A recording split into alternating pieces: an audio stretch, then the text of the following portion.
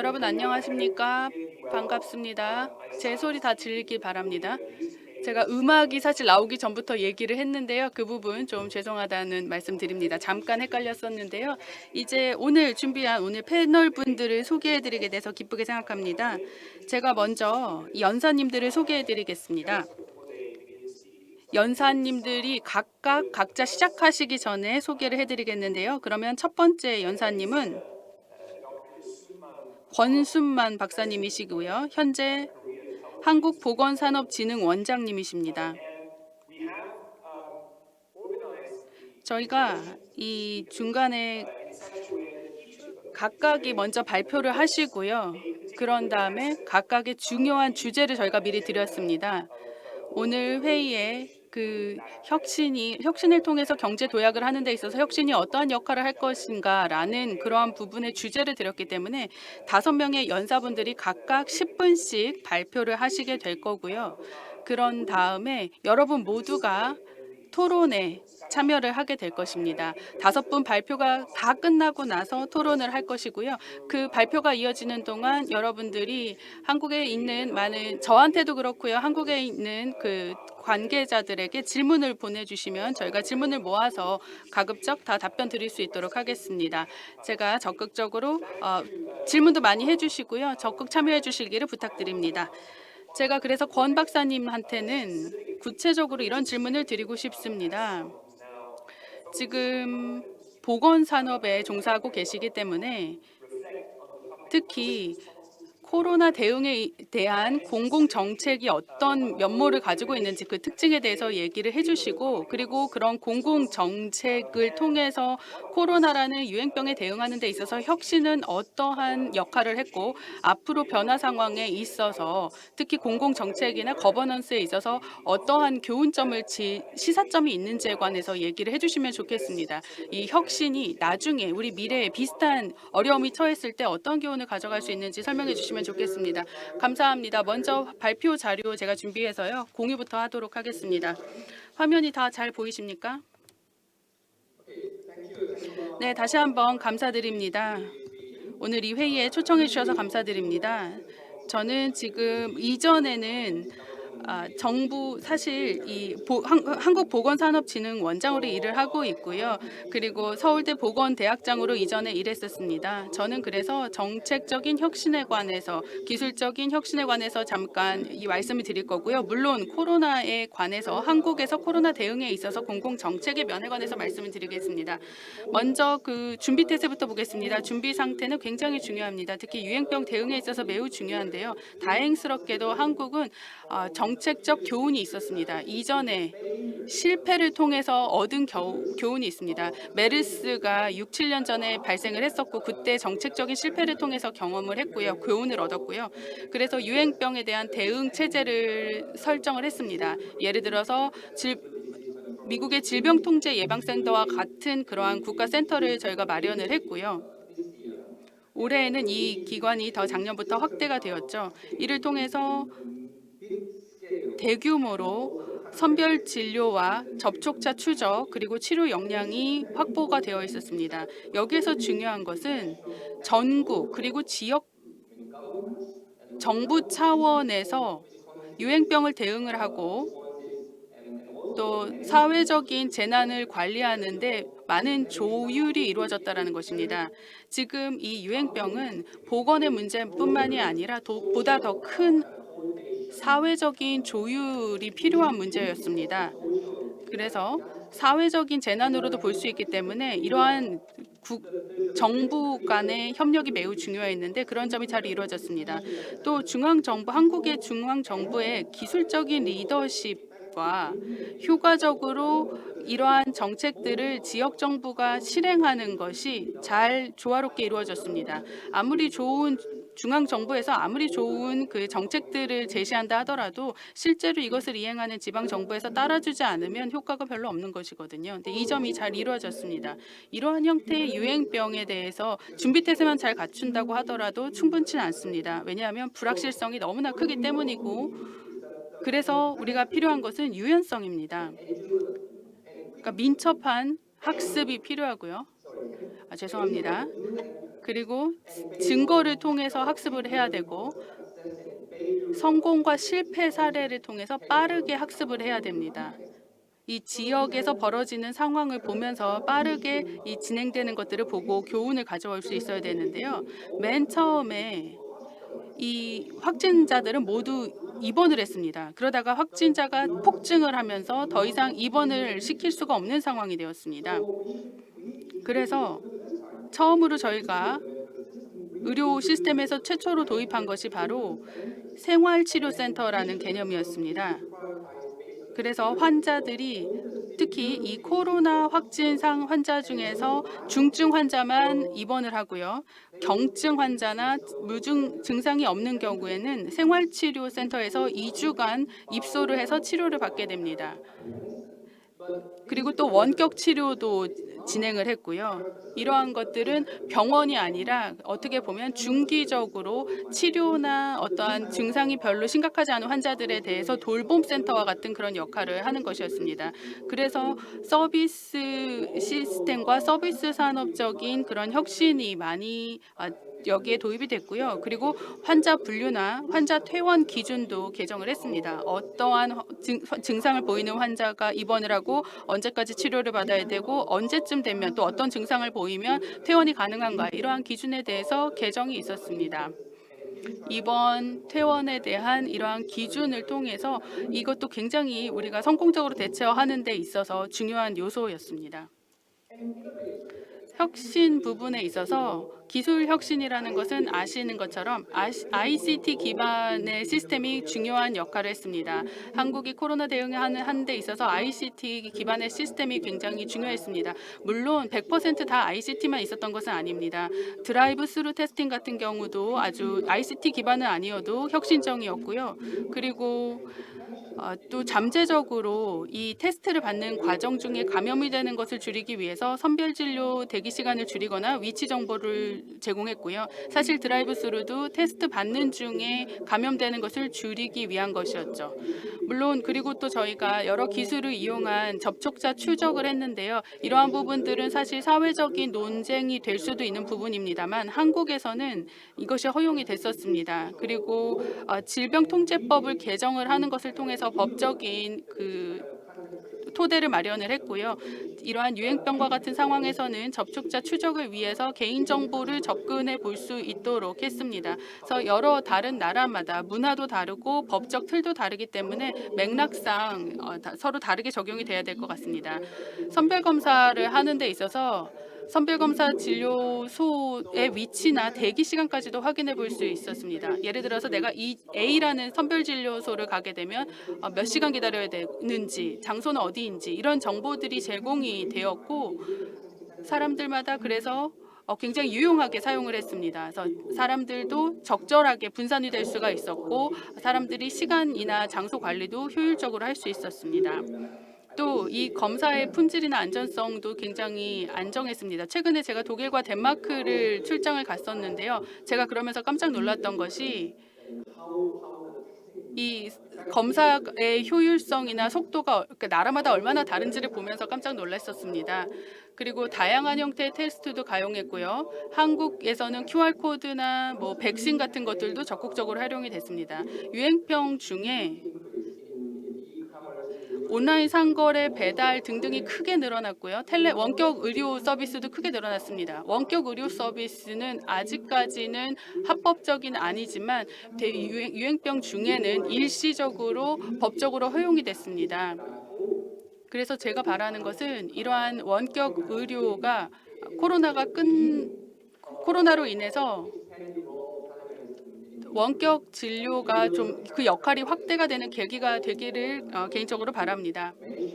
이 외에도 굉장히 많은 요소들이 있지만 뭐 퍼블릭 펀딩이라든지 이러한 부분도 굉장히 중요한 역할을 했거든요. 충분히 사람들을 코로나로부터 보호하는 데 중요한 역할을 했는데 다 하나씩 말씀드릴 수는 없지만 그중에서 국민의료보험을 말씀드리고 싶습니다. 지금 국민의료보험 시스템이라는 공공제도가 있지만 대부분의 서비스는 민간 부분에서 제공이 됩니다.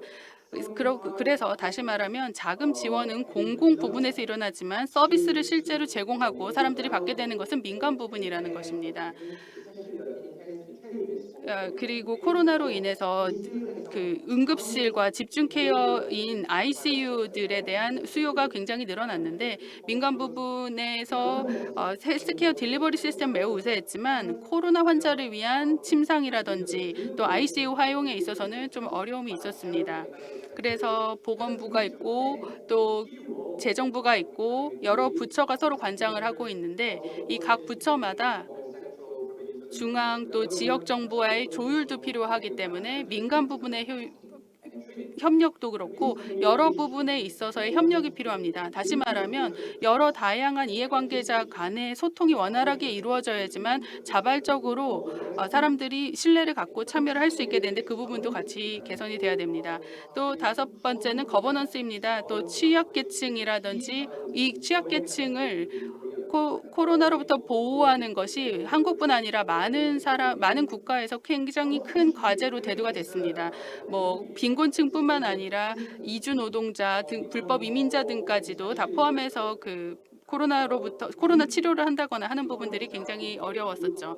또 사회적 거리두기로 인해서 부정적 여파가 자영업자나 노동 계층, 영세상인들에게 더 크게 가해졌다라는 것도 하나의 과제고 우리가 극복해야 되는 부분이고요. 또 인터넷 기반 수업 때문에 사회적 경제적 배경이 다른 학생들 간의 학업 성과가 서로 다르게 나타나고 학습 성취도 격차도 벌어지게 됐습니다. 그래서 경제적인 입장에서 봤을 때 인지적인 부분들이 굉장히 중요한 것 같아요.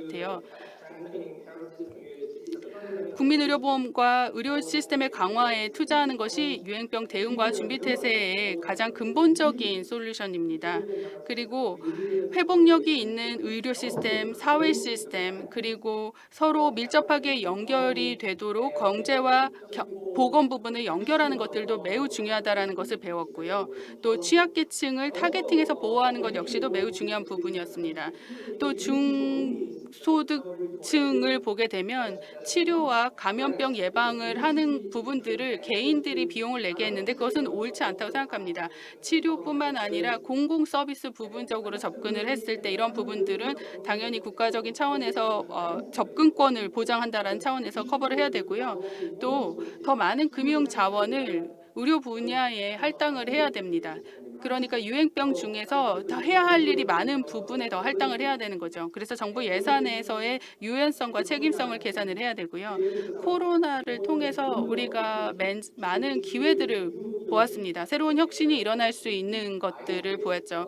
민첩한 정책 입안 그리고 원격 의료 그리고 거버넌스 등에서 많은 혁신이 필요합니다. 다 분야 간의 협력이 핵심이라고 제가 말씀드렸는데 정말 그렇습니다. 사회적인 재난이기 때문에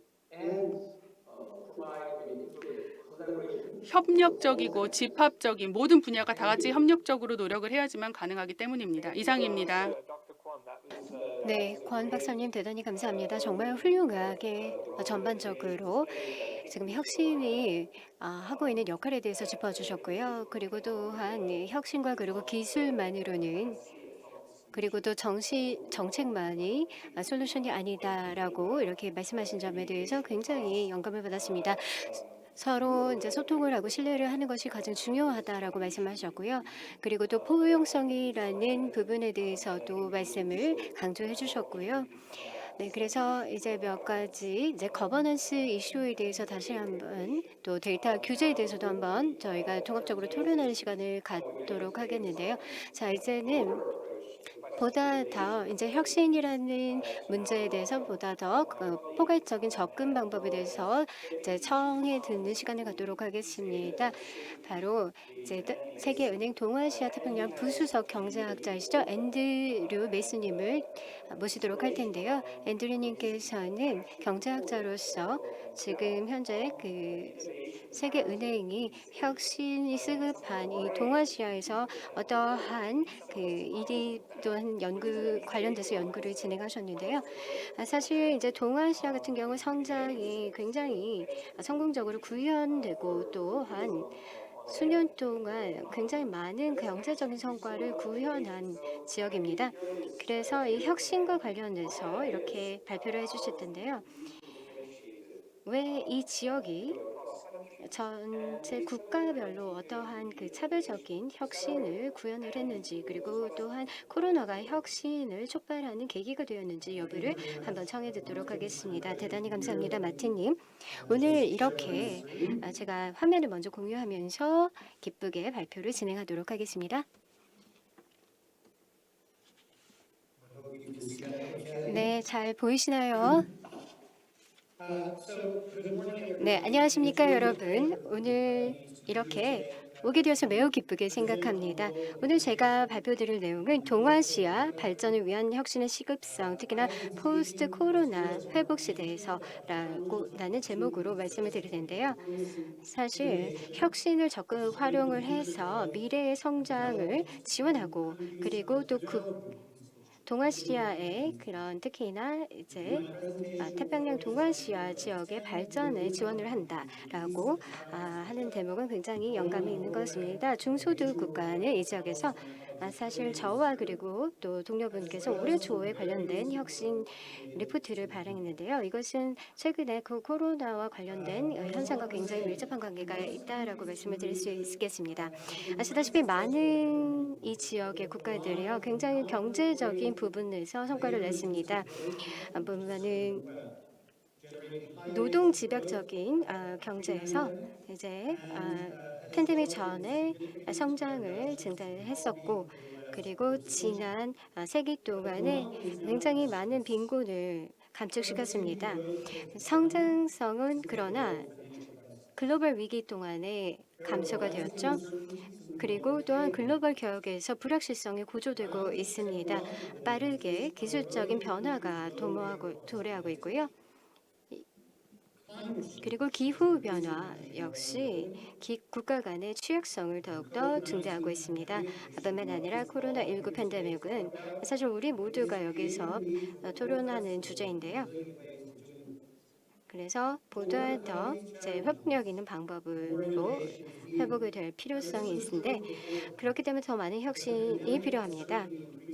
물론 단점이 많이 있지만 이 팬데믹은 바로 혁신의 시급성을 강조했고, 또한 생산성 증대에 대한 필요성을 드높였고요. 그리고 팬데믹을 극복하기 위해서는 정말 우리가 절실히 더 많은 노력이 필요하다는 것입니다. 혁신이 필요하고요. 자, 그러면 동아시아 지역은 혁신한 도전 과제 어떻게 당면했는데 어떻게 해야 될까요?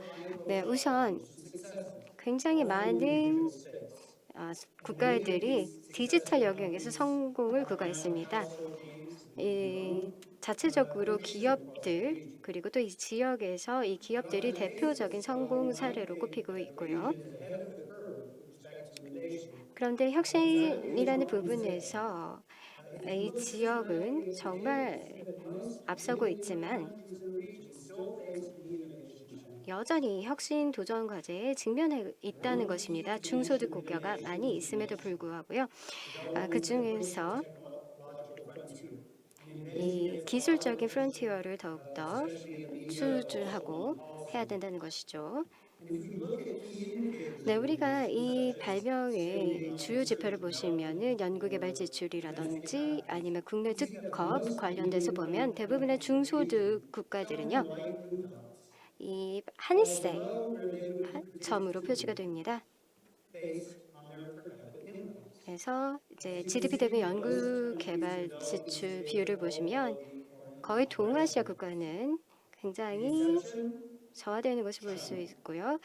다만 중국은 예외입니다. 지금 이 지표를 상회하고 있고요. 한국을 보시면요, 고소득 국가이지만, 그래서 고소득 국가이기 때문에 우리 연구 대상은 아니었지만 보시면 바로 소득 수준과 관련돼서 봤을 때 주요 지표에서 예상 수준을 크게 상회하는 것을 볼 수 있습니다. 네, 그래서 기존의 기술에 있어서 혁신은 매우 중요한 요소입니다. 언론의 관심 대상도 있지만 사실 생산성에도 굉장히 중요합니다. 이 중에서 주요 경기 확산 지수를 보시면 특히나 국제 인증 부분을 보시면요, 기술 업그레이드와 관련된 것들을 볼 수 있습니다. 근데 대부분의 지역 국가들은 혁신의 도전 과제를 당면하고 있고요. 예외는 중국입니다. 외국 기업으로부터 기술 라이센스를 획득한 경우 여전히 보시면은 이 지역의 절반 이상의 국가들이 바로 이 GDP 대비 굉장히 부족한 것을 볼 수 있습니다. 이 지역의 대부분 회사들은 기술적 프론티어는 거리가 먼 경향이 있는데요. 이것은 베트남에서 최첨단 기술을 활용하는 기업을 대상으로 봤습니다. 네, 보시다면은 이러한 기업들이 제한적이라는 것이고요. 이 아래에서 위쪽으로 수치를 보신다면요. 대부분의 기술 제조 업체들은 굉장히 기본적인 수준의 기술을 활용하고 있고 극소수만 첨단 기술을 사용하고 있습니다. 예를 들어서 적층 제도나 아니면 로보팅이나 3D 프린팅을 사용한다는 것입니다. 그리고 또 리테일과 농업 기업들을 보시면은 패턴은 거의 동등하고요. 그리고 대부분은 덜 고도화된 기술을 사용한다는 것을 연구 결과에서 확인할 수 있었습니다. 자, 그러면 과연 팬데믹이 기술을 그리고 채택 그리고 혁신을 가속화시켰을까요? 지금 팬데믹은요. 바로 기술 채택을 가속화시킨 것으로 나타났습니다. 많은 기술들은 디지털 플랫폼을 사용해서 이커머스를 활용하는데요. 예를 들어서 왜냐하면은 지금 이 시대에서는 사실 대면으로 거래하는 것이 어렵기 때문이고요. 그래서 온라인 지급 결제는 지금 보시면은 서로 다른 데이터 분석 기법을 사용하는 것을 볼 수 있습니다. 그리고 또 데이터에 따르면요, 기술은요, 서로 다른 기업들 또는 업종별로 고르게 채택되지 못하고 있습니다. 대기업 같은 경우에는 새로운 기술을 잘 채택했지만, 그리고 특히나 고급 최첨단 기술들을 채택한 것을 볼 수 있고요.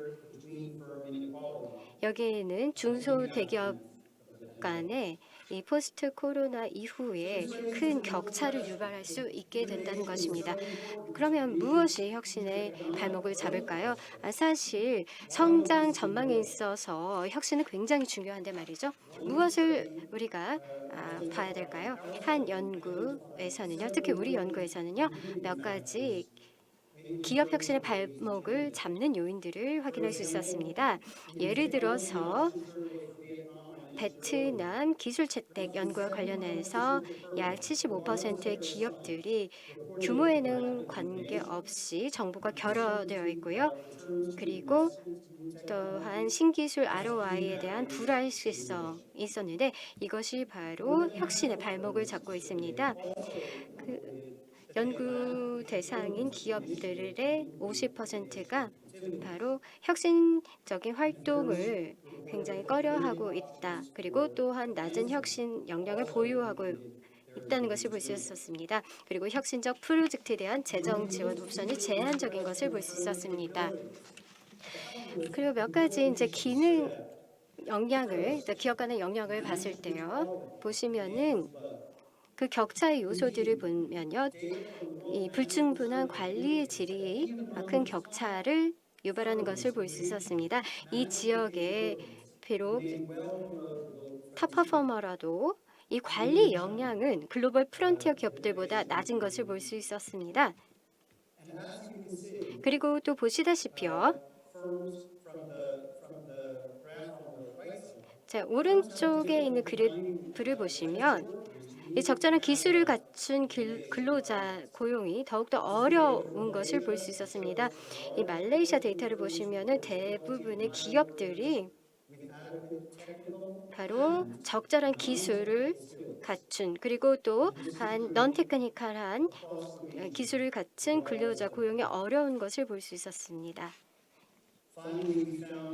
그리고 마지막으로 저희는요. 국가혁신 정책과 제도는요. 때론 목적에 부합하지 않는다는 것을 확인할 수 있었는데요. 예를 들어서 국가의 정책이 바로 회사의 역량과 니즈에 부합되지 않는 경우도 있었고요. 또한 정책을 설계하고 실행하는 능력이 때로는 혁신 부분에서 부족했고요. 그리고 그리고 관련 부처 간의 필요한 조율이 여전히 제한적이었습니다. 뿐만 아니라 국가 연구기관과 업계 간의 연계, 그리고 또 협업 인센티브 등이 불충분한 것을 볼 수 있었습니다. 서두에서 말씀드렸듯이 혁신은 그리고 또 혁신 정책은 회복에 있어서 굉장히 중요하고요. 다시금 이 지역에 활력을 불어넣는 데서 굉장히 중요합니다. 그렇기 때문에 혁신을 위한 적극적인 정책이 필요하다라는 말씀을 드리겠습니다. 저희 연구에서는요, 바로 행동 정책의 네 가지 요인을 찾아볼 수 있었습니다. 첫 번째는 바로 혁신 정책 방향 전환을 통해서 이루어져야 된다는 것입니다. 이것은 기존의 기술을 더욱더 개선하는 데 초점을 맞춰야 된다는 것입니다. 단순히 신기술을 개발하는 것보다는요. 그리고 또한 서비스와 그리고 또 혁신에 반하는 편견을 없애야 됩니다. 그리고 또한 제조업에 더욱더 많이 우리가 또 정책들이 편중이 되어 있는데 사실 이 지역의 많은 경제들이 특히나 서비스 부분에서 더욱더 성장 가능성이 잠재하기 때문에 이쪽에서의 혁신 정책이 시급하다라고 말씀드릴 수 있겠습니다. 그리고 또한 상호 보완적 요소를 강화해야 됩니다. 관리질, 근로조 스킬 혁신의 재정을 지원해야 되고요. 그럼 마지막으로 혁신 기관을 개혁해서 역량, 인센티브 그리고 거버넌스를 강화해야 됩니다. 그리고 또 효과적인 정책을 고안하고 또 이행할 수 있어야 됩니다.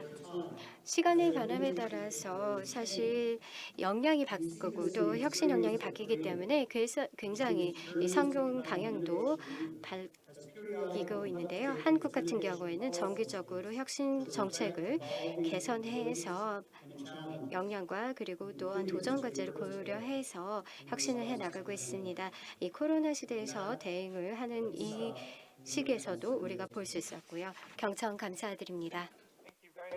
네, 대단히 감사합니다. 정말 아주 훌륭하게 혁신의 면모를 잘 요약해 주셨습니다. 언급하신 것 중에서 정말 아주 다음 연사님하고 좋은 연결점이 되는 부분이 하나 있었어요.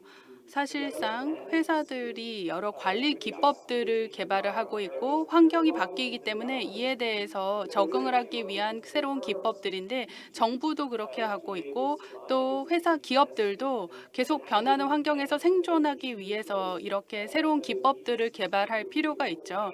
그래서 이러한 것들이 혁신에 있어서 성공을 거두는 데 중요한 요소로 대두될 거라고 생각합니다. 전 세계적으로 많이 대두되고 있는 모습이고요. 특히 기업들이 직원이나 업무 역량을 관리하는 부분에 대한 새로운 도구들이 굉장히 중요하다고 생각합니다. 다음 연사 소개해드리겠습니다. 최지훈 님이시고요. 신한은행의 EMEA 지역의 지속 가능성 책임자이십니다. 신흥시장을 약어로 EMEA라고 하는 것 같은데요. EMEA 지역 지속 가능성 책임자로 신한은행에서 일하고 계신 최지우 님이 다음 연사님이신데요. 이런 점을 집중적으로 질문을 드리고 싶습니다. 리스크랑 지속 가능한 회복의 관계성에 대해서 집중을 해서 질문 드리고 싶은데요. 그렇다면 코로나가 근본적으로 우리가 리스크를 평가하는 방식을 바꾸었나요? 그리고 금융기관이 보기에 복원력 있는 회복이란 어떤 것인가요? 그리고 금융기구나 은행권이나 금융기구가 어떻게 지속가능한 성장을 도모할 수 있을까요? 그리고 코로나의 위기를 통해서 좀 회복을 한다라는 것이 어떤 의미가 있는지 발표 부탁드립니다. 네, 감사합니다. 저도 발표 자료 먼저 공유부터 하겠습니다.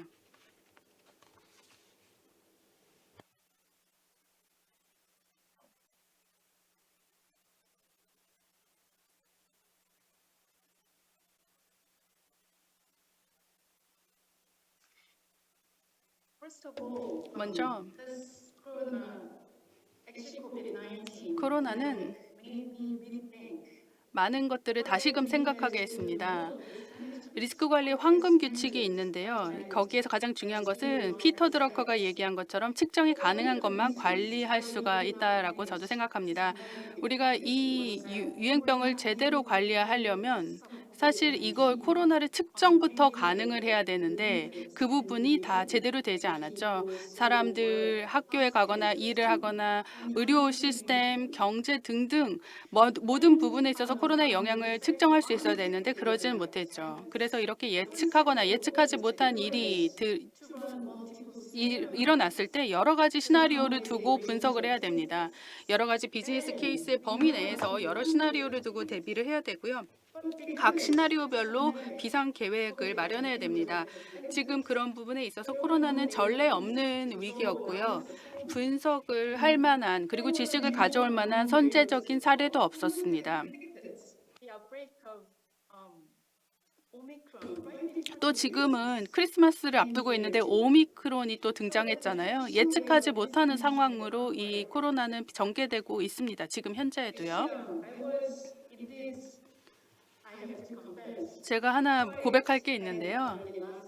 작년에 코로나 때 제가 두바이에서 일을 하고 있었습니다. 두바이의 국제 회사에서 제가 일을 하고 있었고요. 두바이가 그 당시에 결정했던 것이 공항을 몇 달간 셧다운하기로 했습니다. 아주 그리고 엄격하게 사회적 거리두기랑 그리고 이동에 대한 통제를 했습니다.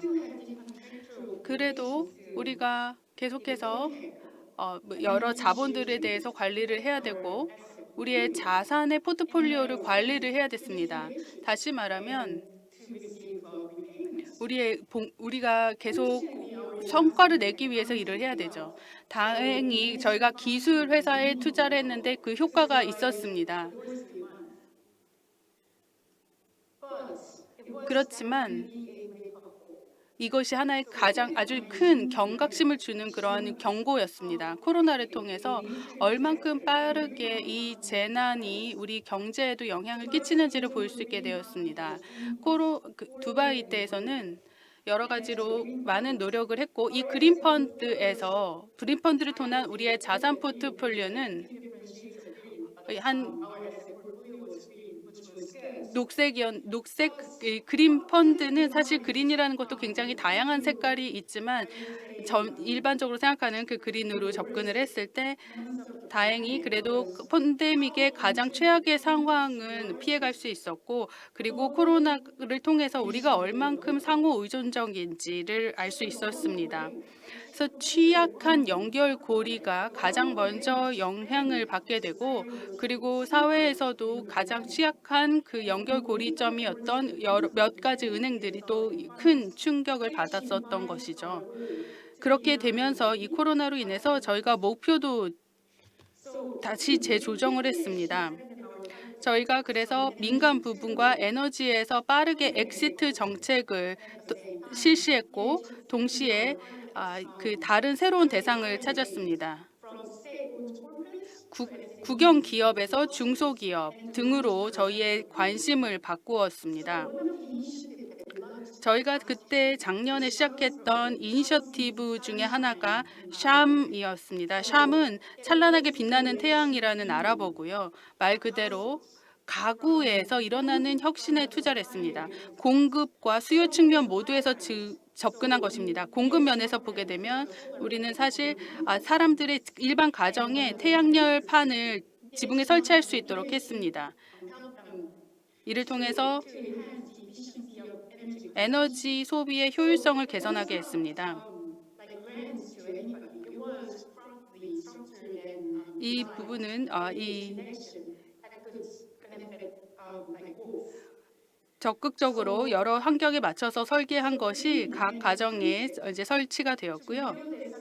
이렇게 지속 가능한 경제를 구축하기 위해서 이 구축하는 것이 이제 최근 들어서 저희 회사 그때 당시에 그 회사의 목표가 되었습니다. 올해 제가 런던으로 다시 옮겼습니다. 이런 적극적인 노력에 대해서 많은 활동이 이야기가 있었는데요. 지금 이제는 이렇게 불확실성이 높은 세계에 대처하기 위해서 무엇이 필요한가라는 생각을 다시 하게 됐습니다. 아직도 우리가 겪고 있는 유행병으로부터 알게 된 이 불확실한 미래에 대해서 어떻게 대치를 할 것인가라는 생각을 하면서 회복력이 가장 중요하다라는 것이 재차 강조가 되었습니다. 이 회복력이라는 것은 은행의 전략을 짜는데도 핵심 단어가 되었습니다.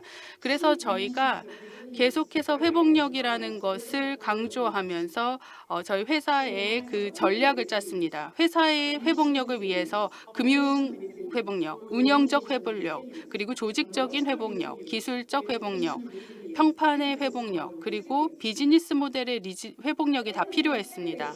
그런 다음에 전략적으로 이것을 다 달성하기 위해서는 우리가 필요한 것은 사실상 똑같은 결론이었습니다. 바로 그린이라는 것이죠.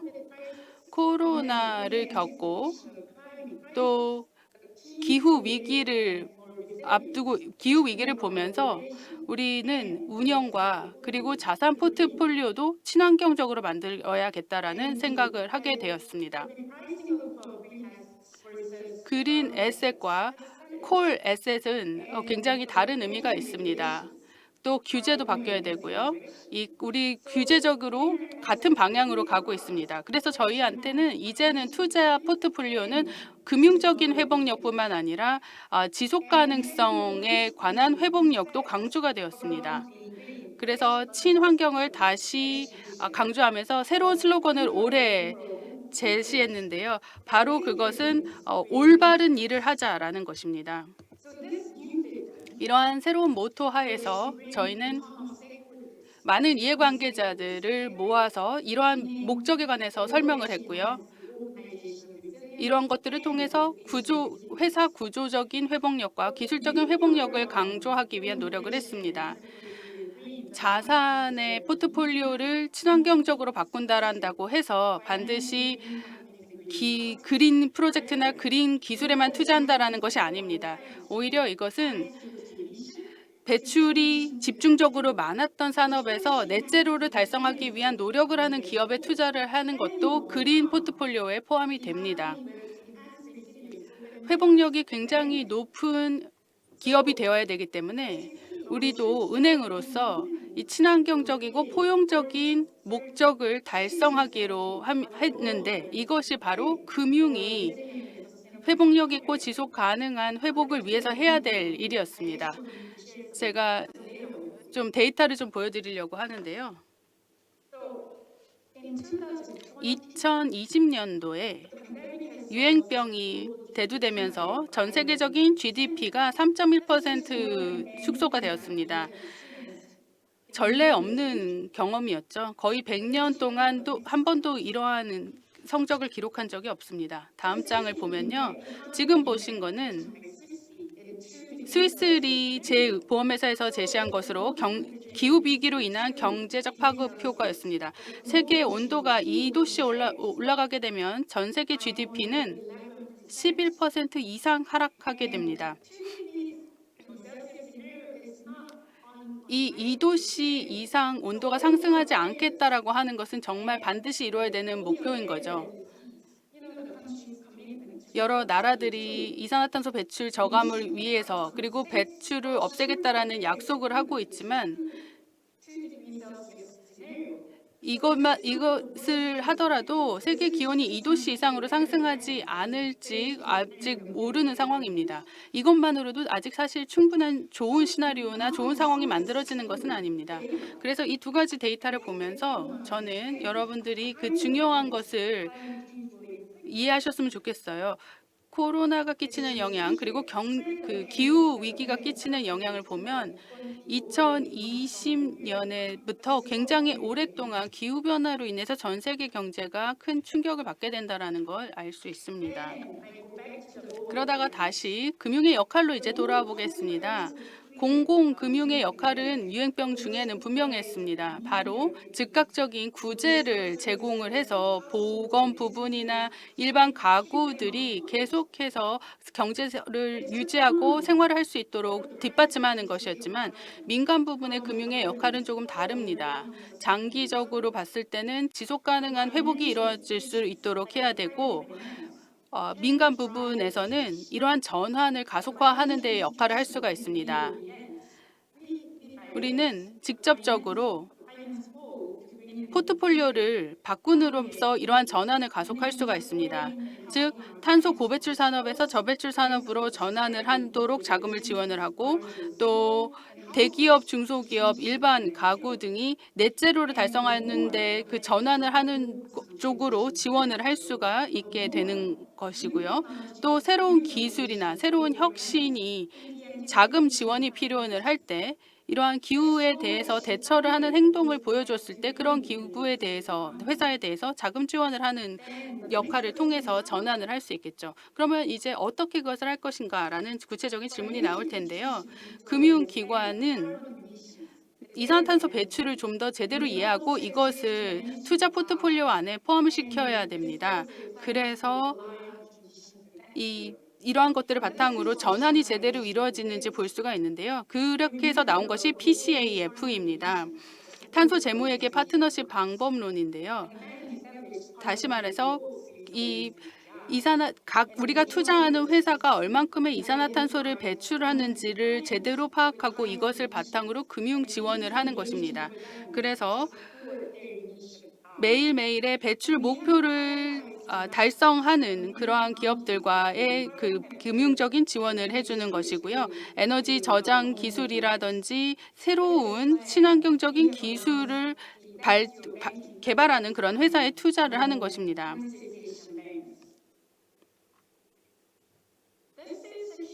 지금 보시는 것이 바로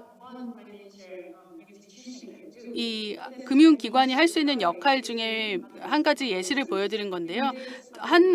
그 금융기관이 앞장서면 또 다른 기관들도 같이 따라오게 될 것이라고 생각합니다. 이제 금융산업은 직접적으로 금융이라는 것을 통해서 사회의 그 금융 자원을 배출을 줄이는 부분으로 집중을 시켜서 사회적으로 이러한 전환이 일어나는데 이 역할을 할 수가 있습니다. 코로나를 통해서 우리가 인식을 더 높아졌는데 우리가 바로 기후 변화를 이끌 수 기후 변화를 저감하고 CSR이라고 부르는 기업의 사회적인 책임을 다할 수 있는 부분으로 전환이 더 빨리 필요하다는 것을 깨닫게 되었습니다. 그 부분에서 기업들은 더 많은 성장의 기회를 누릴 수도 있는 것이고요. 글라스고가 그래서 그런 부분에서 개최가 되었었던 거죠. 올해 이전과 달리 올해 COP 회의에서 나타났던 것은 민간 부분도 이러한 부분에 적극적인 역할을 하고자 했다라는 것입니다. 글라스고에서 있었던 COP 회의에서는 여러 산업의 지도자들이 실질적인 계획을 가지고 혁신과 탈탄소화를 위한 노력에 대해서 서로 논의를 적극적으로 했습니다. 마이크로소프트도 그랬고요. 아마존의 제프 베조스도 그랬고요. 굉장히 많은 세계적인 기업의 그 수장들이 그러한 적극적인 대화에 참여를 하고 제안을 했다라는 것이죠. 저희 신한금융그룹의 회장도 이 자리에 참여를 했고 그래서 우리 기업의 탈탄소화를 위한 그리고 경제 전환을 위한 계획을 발표했습니다. 우리 모두가 같이 협력을 하고 힘을 합쳐서 넷제로를 달성해야 된다고 생각하고 이러한 협력적인 노력이 있어야지 지속 가능한 회복이 가능하고 궁극적으로 모두가 세계 경제를 회복력 있게 회복시킬 수 있다고 생각합니다. 여기까지입니다. 네, 감사합니다. 최지우 매니저 가능성 책임자님 감사합니다. 굉장히 이제 그 회복력에 대해서 말씀하는데 특히나 제가 크게 공감하는 부분이 있습니다. 특히나 이 회복력에는 또한 그 포용성도 포함한다라고 하는 점에서 크게 공감하고요. 다음 연자는요.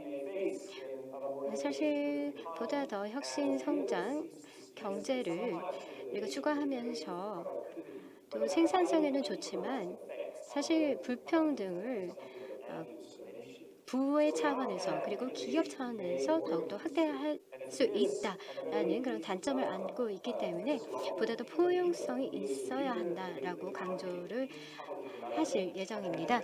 다음 연자는요, 로빈 킹글러 킹스 칼리지 런던 정치 경제학과 교수님이시고 특히나 동아시아 관련해서 많은 그런 저술과 그리고 또 연구를 진행하셨습니다. 네, 감사합니다, 마틴 처장님. 네, 화면 좀 공유하도록 하겠습니다. 네, 주최 측께 제 발표 장표를 좀 화면에 공유해 주셨으면 좋겠습니다. 제가 좀 기다려야 되나요? 제가요? 네, 이제 곧 올려주실 겁니다.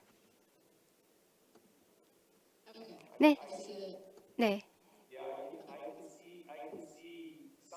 네, 뭔가 보이는 것 같은데요. 사실 제 화면에서는 지금 보이지 않고요. 근데 제가 직접 이렇게 권한을 드려서 또는 제가 직접 화면을 좀 공유할 수 있도록 하겠습니다.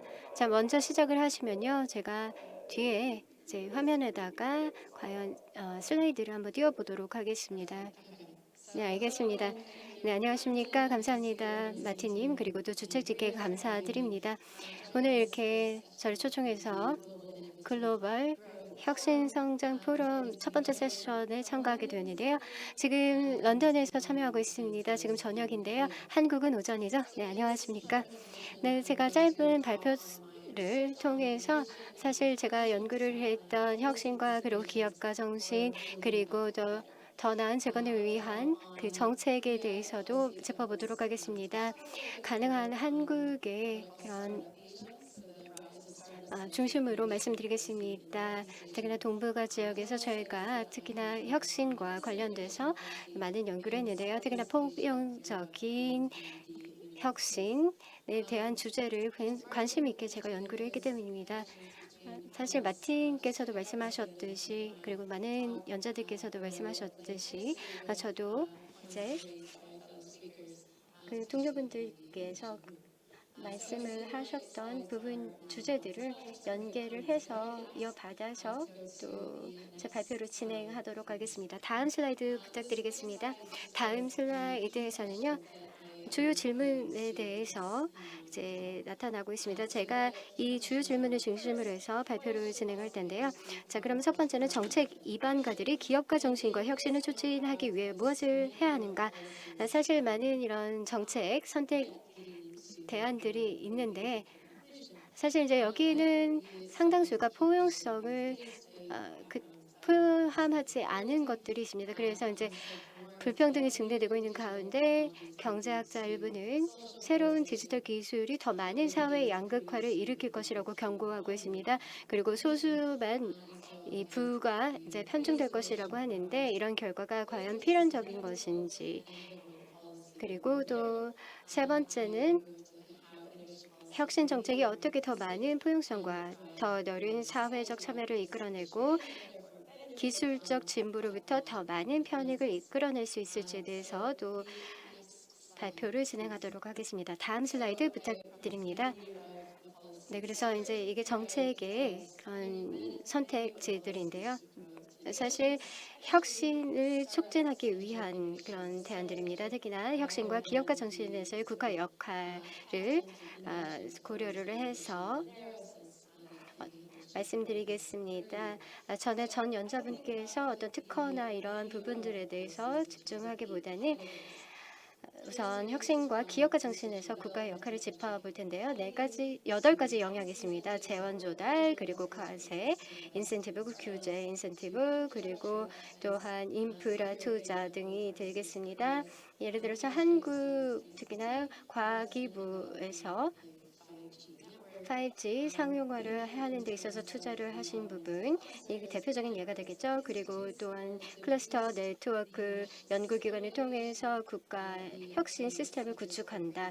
그리고 또 창조 센터, 경제센터라든지 등등의 그 대표적인 예가 되겠습니다. 그리고 인재와 투자 유치가 있는데요. 이 부분에 있어서 한국에서도 K 스타트업 그랜드 챌린지를 통해서 많은 기업가들을 스타트업으로 유치를 하는 것을 볼 수 있었고요.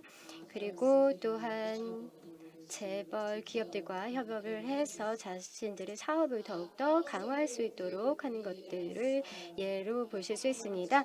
그리고 또한 자본시장, 특히나 주식시장 접근성, 그리고 또 코넥스와 같은 그런 기구들을 통해서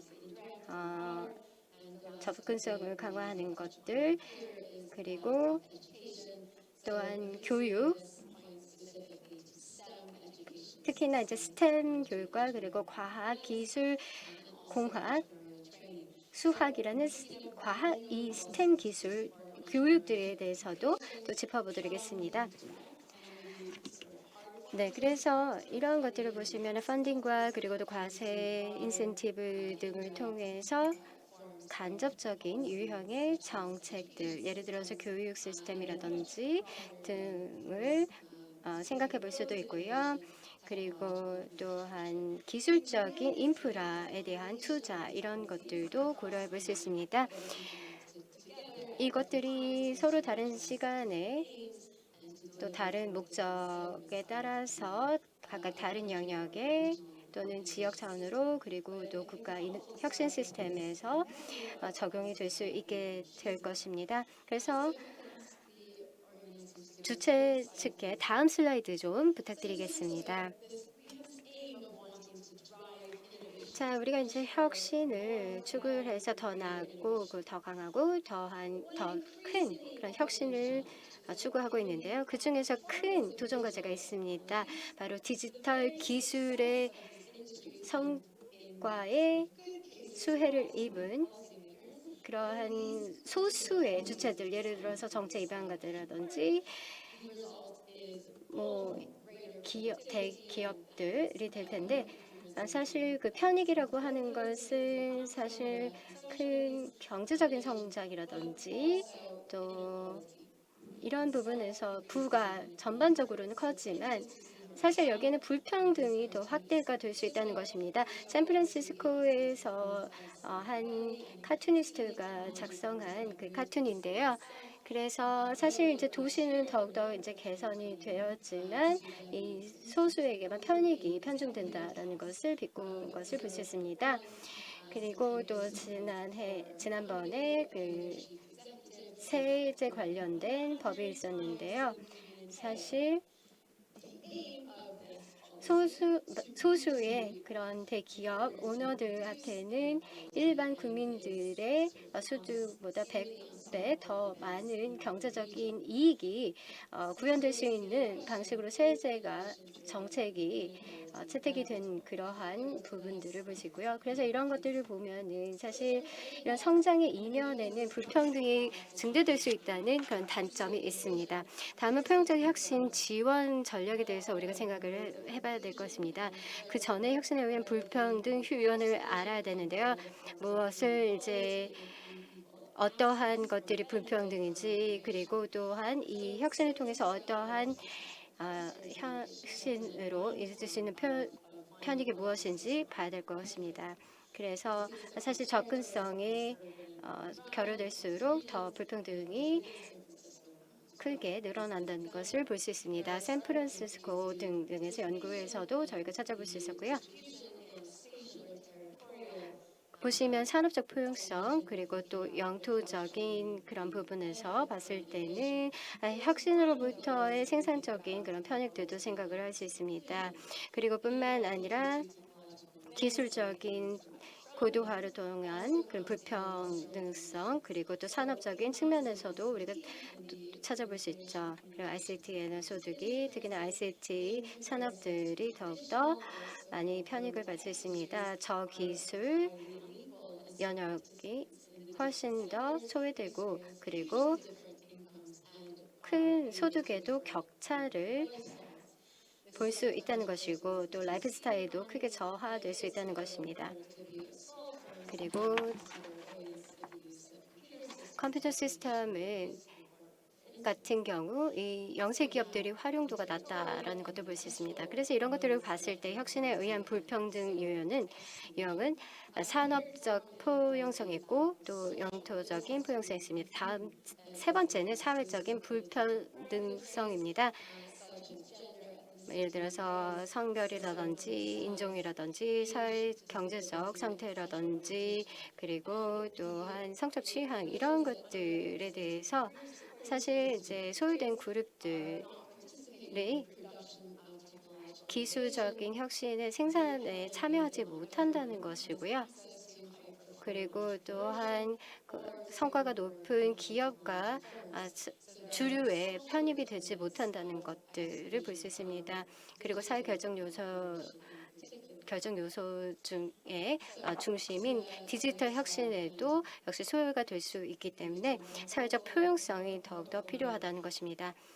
이제 그러면 어떻게 하면 혁신 정책이 보다 포용적일 수 있을까요? 특히나 더 나은 재건이라는 맥락에서요.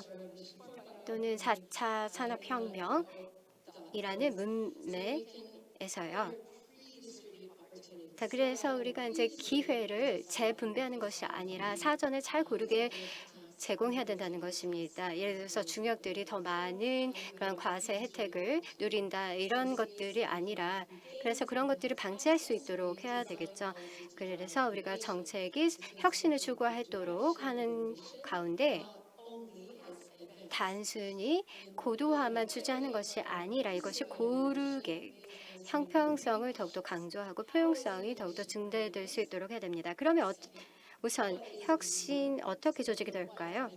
라는 요소를 고려해야 되겠죠. 그리고 디지털 기술의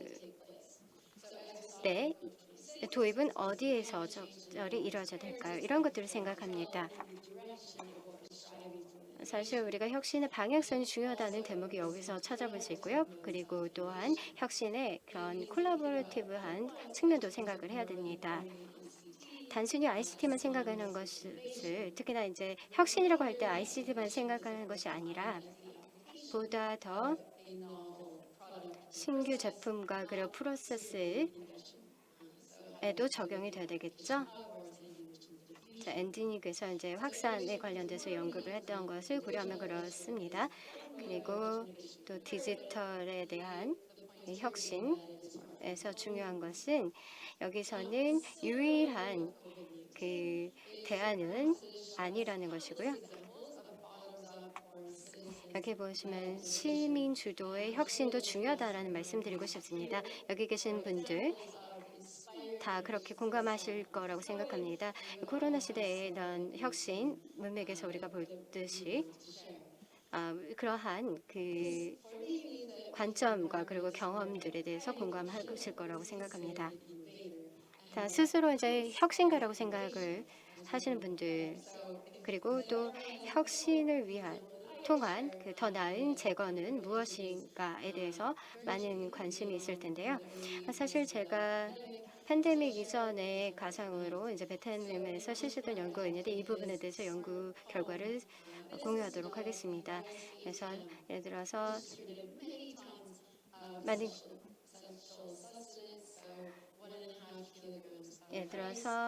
1.5kg의 쌀이 바로 호치민 시민 1일 그런 부분이라고 음식이라고 하는데 이런 것들이 잘 배분이 될 수 있어야 되는 그러한 시스템이 필요했습니다.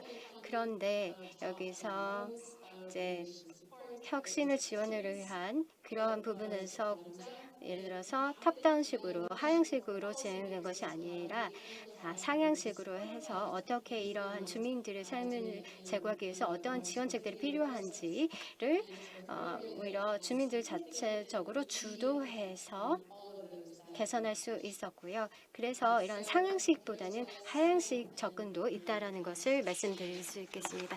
다음 슬라이드 부탁드립니다. 이제 마지막으로 말씀드리면요. 사실 사회 포용성 그리고 또 혁신을 촉진하기 위한 정책적 전략에는 보시면은 이미 언급드렸듯이 산업적 포용성과 그리고 영토적 포용성, 사회적 포용성을 말씀드렸습니다.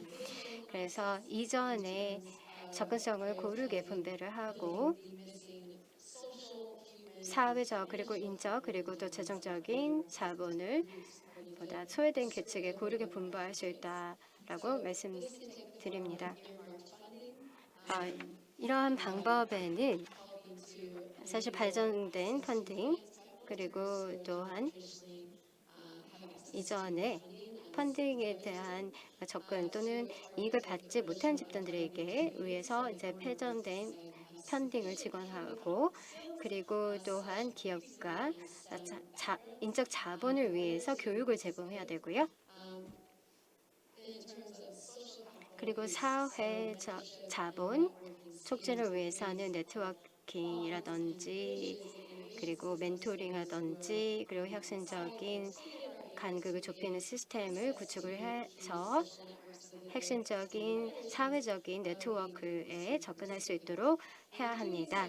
이렇게 함으로써 저희는 바로 기회 평등성을 증대할 수 있고 더 많은 사회가 혁신을 추구함에 따라 훨씬 더 많은 이제 도전 과제들을 해결하고 또 다양한 도전 과제들이 해결될 수 있게 되면은 더 많은 사람들이 더 많은 사회에서 혁신 기술의 편익을 누릴 수 있게 될 것입니다.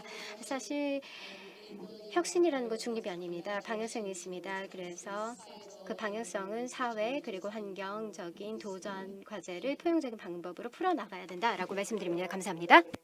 감사합니다. 제 발표 내용 중에서 이전에 분산된 정책과 다시 분산된 정책이라고 분명하게 선을 그어주신 부분이 아주 흥미로웠습니다. 또 이 발표를 들으면서 다음 발표자 주제랑 연결이 되는데요. 마지막 발표자는 란딘 수다님이십니다. 멀티버스의 설립자이자 CEO시고요. 랜디님은 최근에 많은 일을 했습니다. 미래의 노동 현실에 대해서, 노동 변화에 대해서 얘기를 많이 했는데요. 이런 질문을 드리고 싶어요. 코로나를 통해서 일의 근로 문화가 그리고 일이라는 것이 어떻게 바뀌었고 혁신을 통해서 일이 앞으로 어떻게 바뀔 것인가 이 질문을 드리고 싶은데요. 그러면 일이 바뀌는 것도 보다 포용적인 방식으로 하게 되나요? 아니면 컴퓨터가 사람을 대체하게 되고 사람들은 할 일이 없는 그러한 상황이 될까요? 여기에서부터 바로 발표 이어주시면 되겠습니다. 네, 여러분 감사합니다. 마틴님, 좌장님 감사합니다. 제가 오늘 발표하고 싶은 것은 두 가지 예시를 통해서 혁신에 대해서 얘기를 하려고 합니다. 제품과 서비스에 관한 것이 아니라 패러다임에 관해서 얘기를 하려고 합니다. 첫 번째는 일자리와 스킬에 관한 것입니다. 지금 말씀해 주신 거랑 연결되어 있고요. 두 번째는 디지털 트윈을 사용하는 것에 관해서 말씀드리겠습니다. 코로나로 인해서 전 세계에 많은 문제가 생겼죠. 세계노동기구에 따르면 약 1억 3,700만 개의 일자리가 코로나로 상실이 됐습니다. 그렇게 되면 불공평이 당연히 늘어날 것이고 다시 말하면 미국에서만 나온 통계인데요. 미국 내 억만장자의 재산을 합하면 7,600만 달러가 증가했고요. 1년 안 되는 기간 동안에요. 그리고 극단적인 빈곤 속에서 사는 사람들은 약 1억 명 정도 동기간에 증가했습니다. 그러니까 미국의 억만장자뿐만 아니라 코로나를 겪으면서 부자들은 더욱 부자가 됐지만 빈곤층은 더 빈곤해진 거죠. 그래서 코로나의 그림자가 바로 이러한 불공평성이라고 하겠습니다. 지금 보시면 이 세계적 글로벌 기구에서 2018년부터 2030년까지 코로나 이후에 전체 고용의 분담에 관해서 예측을 해봤는데요.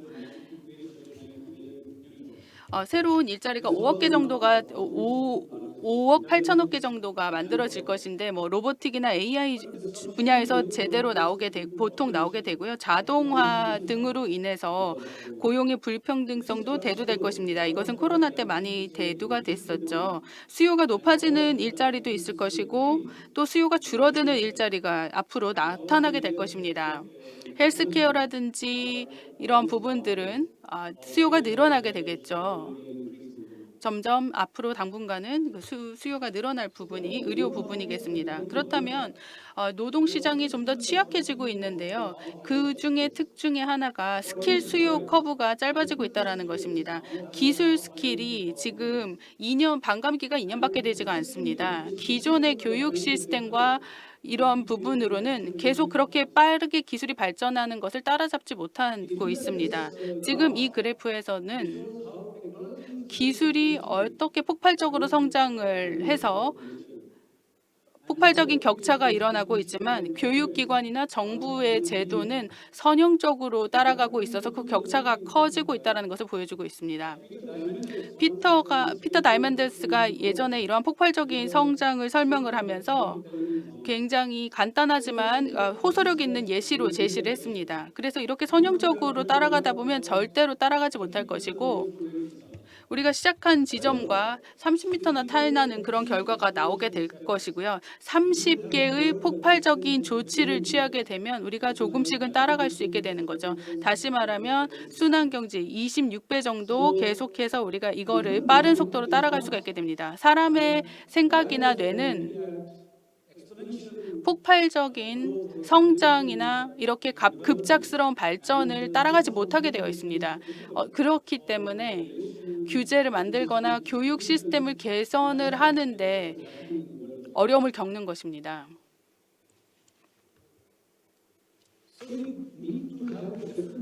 우리는 여러 가지 다양한 접근을 가지고 코로나 이후 시대의 스킬에 대해서 접근을 해야 되는데요. 일단 그래서 저는 유동적인 혹은 리퀴드 노동력이라고 얘기합니다. 그러니까 수요 변화에 따라서 빠르게 대처를 하는 건데요. 이 유동적인 노동력은 이 상황을 빠르게 파악해서 수요 변화를 읽고 그에 따라서 대처하는 것을 말합니다. 그리고 정부는 민간 부분과 또 회사들과 기업들과 같이 협력해서 디지털 자격 인증 프로그램을 제시할 수 있어야 됩니다. 디지털 자격 인증이라는 것이 매우 중요합니다. 코로나 이후 시대에는 특히 중요한데요. 왜냐하면 이러한 디지털 스킬들의 재고가 있다면 이 디지털 자격 인증을 통해서요. 그렇다면 근로자들이 더 일자리를 잘 찾을 수가 있고 이 매치가 잘 일어나게 될 것이고 업스케일링, 멀티스케일링, 리스케일링 등이 훨씬 더 쉽고 효율적으로 일어날 수 있게 되기 때문입니다. 디지털 자격 검증뿐만 아니라 몰입형 기술을 이용을 하는 것도 중요합니다. 몰입형 기술이라는 것 중에 예시가 증강현실 AR이 있습니다. AR이나 VR 등이 그 예인데요. 이 AR을 사용한 사람들이 장비에 대해서 교육을 받을 때 장비 수리나 유지 보수에 대한 교육을 받을 때 교육 시간이 훨씬 줄어들게 되고요. 또 이 VR이나 AR을 통해서 직원 교육을 할 때 그 시간이 20배에서 30배 정도나 크게 떨어진다고 합니다. 그래서 월마트 같은 경우는 VR을 통해서 직원 교육을 했을 때 교육 시간이 8시간이었는데 15분으로 줄어들었고요. 또 버라이즌도 마찬가지로 최종 소비자를 대응을 하는 것이 이에 대한 교육이 10시간에서 30분으로 줄어들었습니다. VR은 사실상 참여자들이 감염병 통제 조치에 대해서 이해하는 것도 훨씬 더 효과적이었는데요. VR을 통해서 교육받은 사람들은 90%가 이해했지만 대조군, VR이 아닌 다른 매체로 교육을 받은 사람들은 16% 정도밖에 그 내용을 이해하지 못했기 때문에 그 효율성을 이해할 수 있습니다. 결국에는 디지털 트윈의 중요도가 대두가 되는데요. 디지털 트윈이라는 것은 이 장소나 사람이나 사물을 디지털 공간에 존재하게 하는 것입니다. 첫 번째 단계는 몰입형 기술을 이용을 하고 요즘에 가장 뜨거운 주제인 메타버스를 만드는 것입니다.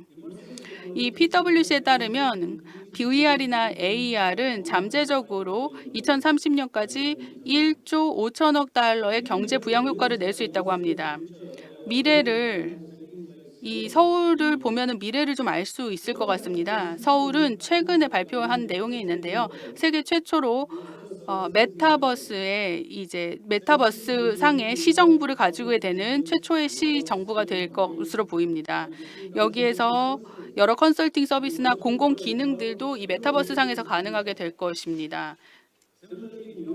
리용도 마찬가지인데요. 사우디아라비아에서 엑시 옆에 지은 5천억 달러를 들여서 지은 도시입니다. 이것은 협력적 도시고요. 이것이 디지털 트윈과 메타버스를 통해서 새로운 시도를 하고 있습니다. 이것을 통해서 어떠한 새로운 건설을 하기 전에 사람들이 그 공간 안에서 살고 일하고 지내볼 수 있게 하게 됩니다.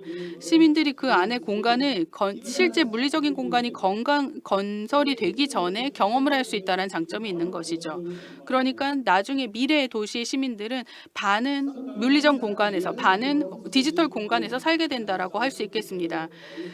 여러 나라에서는 디지털 트윈에 대해서 중앙 정부가 정책을 내놓았고요. 영국, 뉴질랜드, 싱가포르, EU 등이 그 부분을 앞서가고 있습니다. 디지털 트윈이라는 것은 선진국만 하는 것은 아니지만 사실 개도국들도 많이 참여할 수가 있습니다. 왜냐하면 디지털 트윈을 통해서 개발의 비용을 줄이고 또 스케일을 확장하고 빠른 속도로 할 수 있고 또 회복력 있는 회복이 가능하기 때문입니다.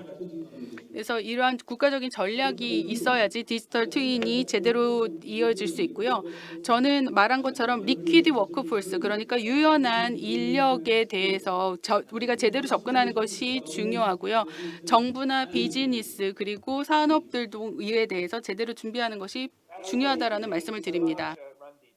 네, 정말 흥미롭고 놀라십니다. 감사드리고요. 저에게는 정말 생소한 것인데요. 그리고 또 다른 청중분들에게도 좀 생소하다라고 생각이 듭니다.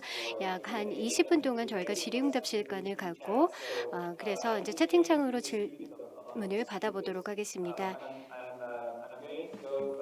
네, 우선 제가 권 박사님께 질문 드리겠습니다. 이런 질문이 왔는데요. 좀 간단한 질문이기도 하고 어떻게 보면 발표를 다시 정리하는 것이 되는데요. 한국이 이렇게 유행병에 대처하는 성공이 다른 나라에는 어떤 시사점이 있을까요? 한국의 성공 사례를 통해서 다른 나라가 배워갈 수 있는 것들은 어떤 것이 있을까요? 그래서 한국의 국한된 경험을 일반화한다면 어떻게 정리를 하실 수 있겠습니까? 질문 감사합니다. 밀접 접촉자 추적 같은 경우는 일부 국가에서는 문화적인 차이로 인해서 적용하기 어려울 것 같고요. 또 저소득 국가에서도 적용이 어려울 것 같습니다. 그렇게 하기 위해서는 인프라나 역량이 필요한데 그 부분이 확보가 되지 않았기 때문이고요. 가장 모두에게 적용이 될 수 있는 것은 기본적인 질병 통제 메커니즘에 대한 투자입니다. 그리고 질병 통제를 하는 중앙 에이전시를 설립하는 것입니다. 이 부분이 굉장히 중요하고요. 두 번째는 의료 시스템을 예를 들면 국민 의료보험 같은 것 등을 통해서 이 모두에게 서비스를 제공할 수 있는 의료 시스템을 미리 갖춰놓는 것이 중요합니다. 사실 이 국민의료보험이라는 것은 전 세계적으로 모든 국가가 확보하려고 노력하는 부분인데요. 질병 통제를 하고 유행병 통제하는 데 있어서 이 부분도 굉장히 중요합니다. 세 번째로 제가 제안하고 싶은 것은 아주 민첩하고 빠른 또 유연한 정책 입안입니다. 공공정책 입안 역량이 매우 유연해야 됩니다. 그래야지만 정책적인 조치들을 새로 대두되는 과학적인 증거에 따라서 민첩하게 대처를 하고 반응을 할 수 있기 때문입니다. 그것이 성공의 핵심이기도 하죠. 아직까지 100% 성공했다라고 말할 수는 없지만 또 중요한 것이 취약계층에 대한 보호입니다. 노인층이라든지 빈곤층이라든지 이런 부분에 대해서 보호 조치를 하는 것이 굉장히 유의미했습니다. 기술적으로 보자면 기술도 매우 중요한 것은 맞습니다. 제가 담당하는 부분이 R&D 연구를 하고 있습니다. 저희는 의료 보건에 있어서의 공공 부분에 대한 투자가 저희가 담당을 하고 있습니다. 그래서 한국보건산업진흥원이 한국 전체의 보건 분야에 대한 연구 투자 비용의 30% 이상이 저희 원에서 집행을 하고 있습니다. 교육부에서 이렇게 지원을 해주고 계시고요. 그래서 연구에도 투자하는 것이 굉장히 중요하다라는 것을 다시 한번 강조하고 싶습니다. 다른 발표자분들에서도 얘기가 나왔던 것처럼 R&D가 굉장히 중요하죠. 그리고 연구 지원을 위한 펀딩과 그 GDP 대비한 그 펀딩을 비교를 보면 저희가 한국이 상당히 그 순위가 높습니다. 저희는 굉장히 많이 투자를 하고 있어요. 보건 부분과 보건의 연구에 있어서 굉장히 많이 투자를 하고 있습니다. 그래서 그런 점에 있어서 저희가 의료 부분에 대한 많은 투자들을 받아서 저희가 이제 연구를 하고 있고, 저희는 그래서 혁신이 이런 부분에서 진정한 혁신을 이루기 위해서는 혁신을 이루는 사람들에 대한 보상이 이루어져야 된다고 생각합니다. 이 연구를 위해서는 연구자들과 연구기관이 그러한 성과에 대한 보상을 받을 수 있어야 된다고 생각합니다. 연구기관에서 나온 그 결과들이 사실 의료 부분의 혁신을 이루는 가장 중요한 씨앗이 되기 때문입니다. 이러한 부분에 대해서도 기술이 되었든 아니면 정책적인 혁신이 되었든지 간에 그러한 부분에 있어서의 혁신이 제대로 나오고 조율이 되어야지 대응을 성공적으로 할 수 있다고 생각합니다. 네, 이제 그러면 앤디님께 이런 질문을 드리면 될 것 같은데, 네, 이제 혁신을 특히나 R&D와 좀 동등하다고 생각하는 경향이 있는 부분들이 있고 또한 기술 재택이라는 측면도 있습니다. 그렇기 때문에 저보다 훨씬 더 잘 알고 계시겠지만 바로 다시 R&D로에 대한 수익을 생각을 할 때 뭐 부국이라든지 아니면은 기술이 전보되고 있는 상황이다. 이것이 또는 초기 단계이다 할 경우 차이가 있을 텐데요.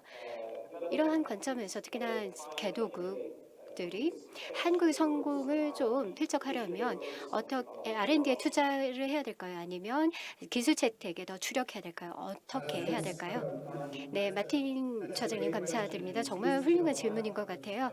그리고 정말 제가 하고 있는 일에 정말 부합되는 부분이라고도 생각을 합니다. 사실 많은 이제 개도국들 보면은 R&D 부분의 대책을 원하고 또한 기술 확산과 그리고 채택을 원하기도 하는데 이 중에서 우리가 신중하게 균형을 잡아야 됩니다. 왜냐하면은 대부분 우리가 이제 혁신이다라고 할 때는 우리가 발명을 생각을 하고요. 그리고 정부는 최첨단 기술 그리고 또 하이텍 이런 활동에 투자하기를 원합니다. 근데 여기에는 문제가 있는데 이미 성공적이라 할지라도 많은 국내 기업들이 이를 활용할 수 있는 역량이 낮은 경우가 있고 또한 효과적으로 이러한 기술들을 상용하거나 아니면 내조하는 데 역량이 낮은 경우가 있기 때문인데요.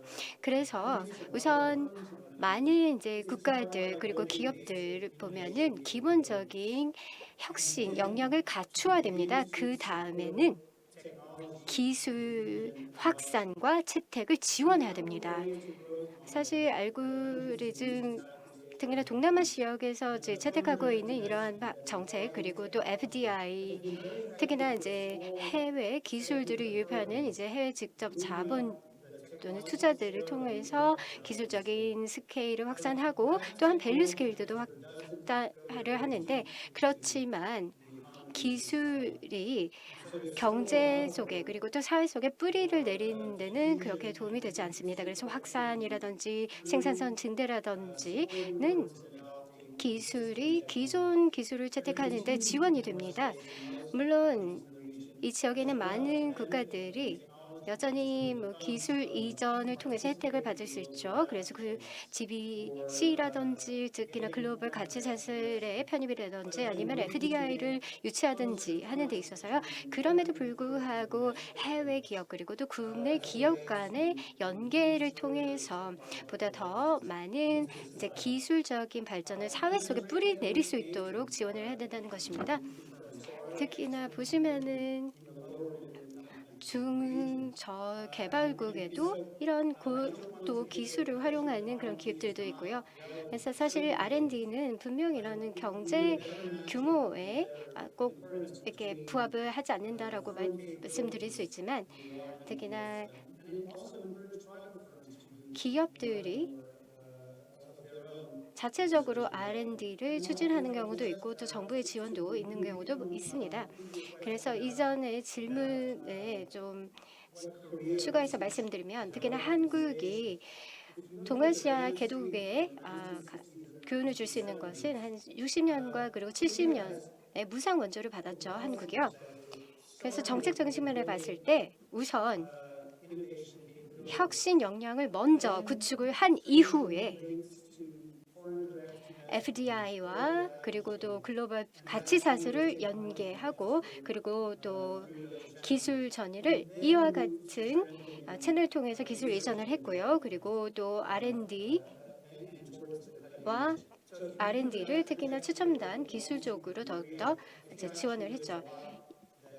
이와 같은 한국의 방향성을 바로 동아시아 개도국에 좀 교훈을 선사했으면 하는 부분입니다. 감사합니다, 앤디님. 네, 고맙습니다. 이제는 최지우님께 질문을 드리려고 하는데요. 미래 리스크에 관해서 얘기를 많이 하셨습니다. 기후 변화와 관련된 리스크에 관해서 얘기했고요. 지금 일하고 계신 신한은행에서도 이에 대한 대책을 많이 마련하고 있는데요. 그러면 코로나에 대해서 대응을 할 때 다시 똑같은 질문일 수도 있는데요. 우리 모두 알고 있죠. 이 유행병이나 리스크가 아직도 있습니다. 많은 사람들이 그런데 몇 년간 이에 대해서 경고도 했습니다. 등장하기 전부터요. 그런데 제대로 혹은 금융적으로 이에 대해서 준비를 하지 못했죠. 그리고 사스라든지 동아시아에서 있었던 메르스, 아까 권 박사님 말씀하신 것처럼 이런 경험을 했던 사람들은 조금 더 준비 상황이 나았지만 나머지 나라는 그렇지 않았습니다. 그렇다면 기후 변화에 대해서도 분명히 나타나고 있는데 이것에 많은 사람들이 경고를 하고 있죠. 그런데 이거에 대해서 어떻게 대체를 해야 될까요? 우리 준비 태세는 충분한가요? 어떠한 교훈을 그리고 어떠한 시사점이 있을까요? 네, 감사합니다. 우리가 코로나로부터 배워와서 적용을 할 수 있는 것들이 있다고 생각합니다. 그런데 저는 약간 지금 여기에서 긍정적인 면에 집중을 해서 얘기를 하고 싶어요. 혁신에 관한 면에서부터 시작을 하려고 하는데요. 여러 혁신을 통해서 아주 발전이 가속화되었습니다. 선별 검사라든지 아니면 치료에 있어서도 많은 발전이 있었고 오늘 우리가 줌으로 연결한 것처럼 이러한 기술적인 발전도 있었습니다. 학교에서 또 유행병 중에 원격 학습이나 원격 근로 일을 하는 것이 일반화되었죠. 이런 것들을 보면서 얼마나 우리가 신속하게 특히 민간 부분에서요. 얼마나 신속하게 새로운 유행병 환경에 대처하는지를 보면서 저는 좀 놀라기도 했거든요. 저도 그래서 더 자신감이 생겼습니다. 우리 사람은 여러 수단을 통해서 우리가 갖고 있는 그 재능을 충분히 발휘해서 위기들을 극복할 수 있다고 생각합니다. 하지만 지금 말씀하신 것처럼 기후변화에 대해서 이미 경고가 많이 나오고 있고 이미 기후변화가 나타나고 있습니다. 그렇기 때문에 더욱더 준비를 잘 해야 되는데요. 제가 생각했을 때 지금 우리가 개인으로서 가장 잘할 수 있는 것들을 더 집중을 해야 된다고 생각합니다. 기업으로서도 마찬가지고요. 그래서 회사에 제가 금융 기업이기 때문에 각 기업들이 어떻게 금융적인 지원을 금융기관으로부터 얻어서 이 다음 넷제로를 달성할지 이런 부분들에 대해서 얘기를 하고 싶어요. 모든 회사가 그런 노력을 해야 되고요. 만약에 여러분들이 교통 산업에 종사하는 회사다라고 한다면 여러분들은 탈탄소화를 위한 역량을 확대해야 될 것입니다. 그리고 또 자동차 산업이라면 그에 맞춘 새로운 자동차를 만들 수 있어야 될 것입니다. 넷제로에 맞는 새로운 자동차 모델이 필요하겠죠. 그런 부분들을 많은 회사들이 찾아가고 있죠. 네, 그런 점에서는 우리가 준비가 상당히 많이 됐다라고 생각합니다. 그리고 저는 우리가 기후변화 위기를 충분히 대처할 수 있을 만한 많은 수단과 방법이 있다고 생각합니다. 굉장히 이제 낙관적으로 이렇게 연애를 말씀드려 주신 거 감사드리고요. 네, 잘 들었습니다. 네, 킹이데라 교수님 보시면 이제 정치경제학과 교수님이신데요. 그리고 또 이 부분에 선두주자입니다. 그러면은 이제 혁신 정책 그리고 또한 포용성 이런 것들을 생각할 때 보다 더 포용적인 그 상향식 그 민초 시스템을 채택하는데 어떠한 혁신이 필요하고 또 어떠한 정책이 필요할까요? 네, 훌륭한 질문 감사드립니다. 이제 대체로 이제 봤을 때 우선 혁신이 무엇인지 이해해야 됩니다. 혁신이 이루어지는 방법은 굉장히 다양합니다. 단순히 정책가들만 생각하는 것이 아니라 뭐 예를 들어서 혁신이 뭐 실험실에서도 발생할 수 있다는 것 이런 개념들을 우리가 생각을 해야 됩니다. 그래서 이러한 식으로 이제 혁신을 우리가 좀 사고를 정립하는 데 생각을 해야 되고요. 그리고 혁신 정책 그리고 촉진 그리고 또 혁신 R&D 이런 것들을 생각을 할 때 뭐 특정 물론 정치 그리고 좌우 정책 뭐 아니면 뭐 정치적인 그런 관에서도 특히나 이제 생각하는 것이 이 분산을 생각을 하는 것이 어젠다의 우선순위가 아니라는 것입니다. 그래서 혁신 정책이 어떻게 전개가 돼야 되는지라고 생각을 해야 되는데 그래서 개념에서 이런 것들을 실제로 채택을 해서 이것을 이행을 하는 것, 이 전반적인 과정을 생각합니다. 예를 들어서 ATM 예를 아까 베트남 사례를 드렸죠. 거기서 이제 국가가 할 수 있는 역할은 무엇이고 또한 이런 것들을 생각해야 되죠. 그래서 정책 위반 도구를 통해서 프로젝트에 더 그리고 또 영양과 설계 이런 부분도 생각을 해야 되고 또한 우선 생각해야 되는 그 목표들을 생각합니다. 국가들이 어떠한 대응에 있어서 주도하는 입장만을 우리가 국한해서 생각해서는 안 된다는 것이고요. 그래서 보다 더 직접적인 이제 경성 정책이 아니라 또한 연성 정책도 생각을 해야 됩니다.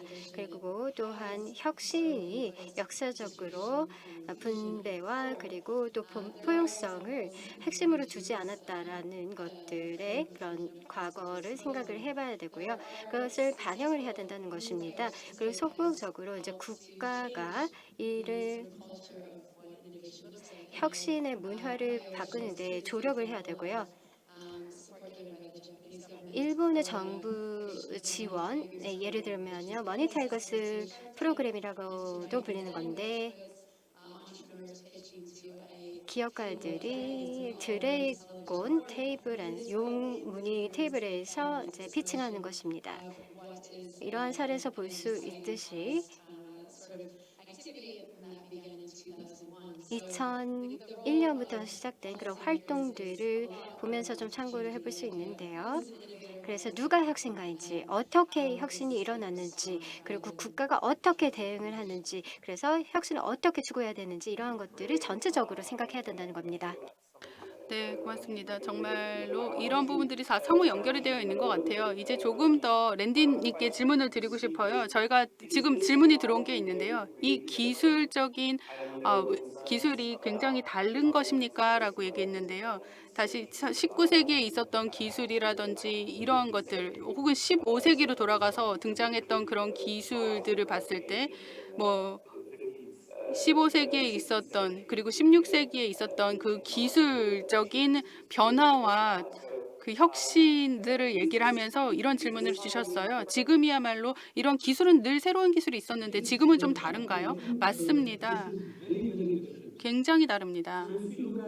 여러분들이 기술의 채택 속도를 과거에서 먼저 보시면 15%, 50%의 포화도를 도달할 때 몇 년이 걸렸는지 한번 생각해 보세요. 자동차는 100년이 걸렸거든요. 그런데 지금 인터넷 시대가 되면서 15년 정도가 걸렸고요. 이제 이러한 속도도 가속도가 붙었고요. 또 다른 예시를 들어볼게요. 이 가속도를 보여주기 위한 예시입니다. 오픈 AI 인스티튜트가 미국에 하나 있는데요. 여기에서는 하나의 기술을 만들었습니다. 이 기술은 예측 기술인데요. DPT라고 부르는 기술입니다. 기본적으로 이 기술은 여러 인터넷에 있는 정보들을 가지고 그 다음에 있을 것들에 대해서 예측을 해주고 뭐 질문에 대답을 하고 언어를 통역을 해주는 그런 기술입니다. 2019년도에 시작이 됐는데 15억 개의 변수를 지금까지 훈련을 트레인 시켰다고 합니다. 그리고 1750억 개의 비트의 정보를 2년 내에 또 훈련을 시킬 수 있다고 합니다. 그럼 그 속도가 얼마나 크게 가속화되는지 보실 수가 있죠. 중국에서 보면요. 1조 7,500억 개의 정보를 트레인 시킬 수 있다라고 합니다. 그러니까 정말 2배, 3배가 아니라 엄청나죠. 내년이면 100조 개가 넘는 것을 훈련시킬 수 있게 된다는 거죠. 그러니까 1억 7천 개에서 100조 개가 넘는 그러한 정보를 훈련시킬 수 있다는 것은 전에 없는 속도입니다. 초기에는 변화를 위해서 적응을 해야 됩니다. 기술이 새로운 것이 등장이 되면 사람들이 적응을 하죠. 어떤 사람들은 일자리를 잃고 그래서 새로운 일자리를 얻기 위한 기술을 배우게 됩니다. 그런데 뭐 택시 운전사가 오랫동안 운전을 했었는데 사이버 전문가가 되기 위해서는 교육을 받는다고 급하게 일어날 수 있는 것은 아니죠. 그렇기 때문에 디지털 기술은 완전히 새로운 그런 기술을 필요로 하기 때문에 이전의 기술과는 완전히 다른 모습을 가져옵니다. 네, 굉장히 이제 낙관적인 그런 입장으로 이제 발표를 마무리 지으셨는데 그렇게 끝날 것, 그러니까 낙관적인 견해를 계속 이제 유지해서 이렇게 그 입장을 견지를 해서 마무리 지을 거 생각을 합니다. 뭐 예를 들어서 이제 디지털 트윈 이러한 부분에 있어서 많은 그런 설명도 해주셔서 감사드리고요. 또한 세계은행이 디지털 트윈 부분에 대해서 많은 노력을 경주하고 있다는 점에서도 굉장히 크게 이제 배울 수 있는 그런 기감이 될 수 있는 것 같습니다. 굉장히 우리가 흥미로운 정말 토론을 진행을 하고 있는데 이제 권 박사님께서 한국의 경험에 대해서도 나눠주셨습니다. 이번 토론에 있어서 특히나 더 적절하다고 생각합니다. 개도국에 있어서 더 큰 범위의 도전과제라는 측면에서 그런 것 같고요. 이제 권 박사님이 정말 잘 준비하신 것 같고요. 그래서 이 모든 토론이 이런 이슈들을 생각을 하고 또한 대비하는 데 있어서 큰 도움이 될 수 있기를 바랍니다. 사실 채택을 하는 데 있어서 굉장히 어렵죠. 우선 모델이 변화할 때 이런 것들을 유연하게 사실 채택할 수 있도록 해야 된다라는 그런 부분도 굉장히 중요한 그런 의견을 말씀해 주신 것 같고요. 그런 차원에서요. 그리고 또 팬데믹 기간 동안에 새로운 그러한 증거들, 특히나 정책들을 이런 위기들을 대처하고 또한 극복하는 데 있어서 또 했던 여러 가지 선진 사례들의 예를 또한 접할 수 있었고요. 그리고 또한 굉장히 폭발적인 성장을 위해서 혁신이 중요하지만 혁신을 생각을 하고 또 혁신을 실천을 하는 데서 좀 더 다른 방향으로도 추구해야 된다라는 점도 말씀을 해주셨는데 이런 부분도 우리가 고려를 해야 될 것 같습니다.